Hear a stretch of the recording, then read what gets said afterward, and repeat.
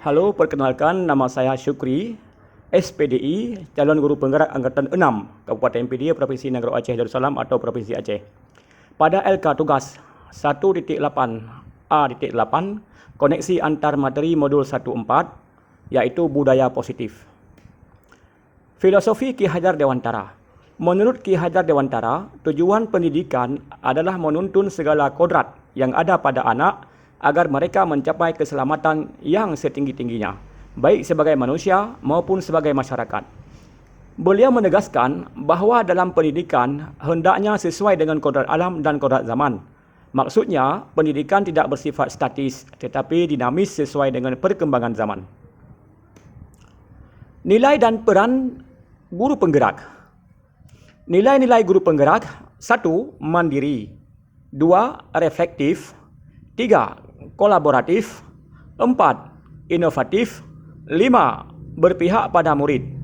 Adapun peran guru penggerak adalah menjadi pemimpin dalam pembelajaran, menggerakkan komunitas praktik, menjadi coach bagi guru lain. Selanjutnya, nomor 4, mendorong kolaborasi antar guru.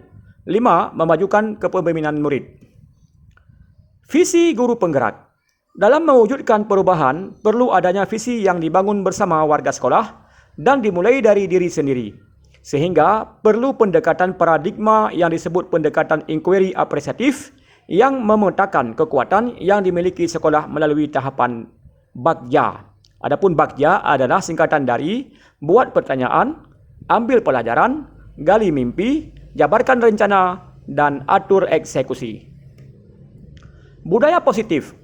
Dari tahapan Bagja tersebut, maka akan tercipta kebiasaan baik yang bisa dijadikan sebagai budaya positif sekolah. Lingkungan yang aman dan nyaman membuat peserta didik mampu berpikir dan bertindak dengan merdeka, mandiri, dan bertanggung jawab. Strategi yang diperlukan dalam mewujudkan budaya positif di sekolah. 1. Disiplin positif.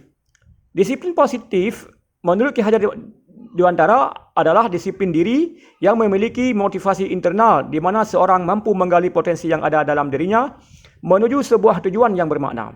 2. Posisi kontrol guru merupakan bagian dari disiplin yang berpihak kepada murid. Posisi yang sering dilakukan guru adalah penghukum, pembuat orang merasa bersalah, teman, pemantau, dan manajer.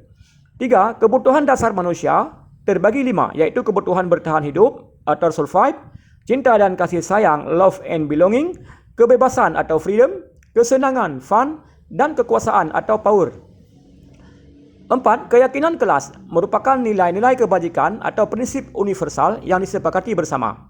5. Restitusi merupakan kondisi bagi murid untuk memperbaiki kesalahan mereka sehingga bisa kembali pada kelompok mereka dengan karakter yang lebih kuat.